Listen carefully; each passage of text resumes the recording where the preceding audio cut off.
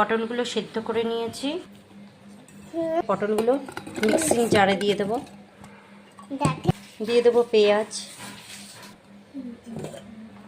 কাঁচা লঙ্কা, রসুন, লবণ দিয়েছি। মিক্সচারে ঢাকনাটা বন্ধ করে দেবো। পটলের এই পেস্টটা রেডি হয়ে গেছে। এবার আমি এই পেস্টটা ঢেলে দিচ্ছি। এবার দেবো সামান্য একটু লঙ্কার গুঁড়ো,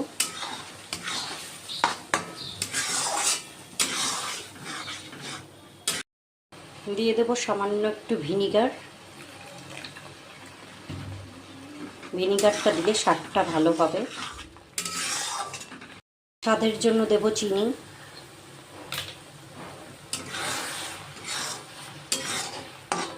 পটল ভুনাটা কিন্তু অসাধারণ হয়। এর আগেও আমি বানিয়েছি, এখনও বানালাম।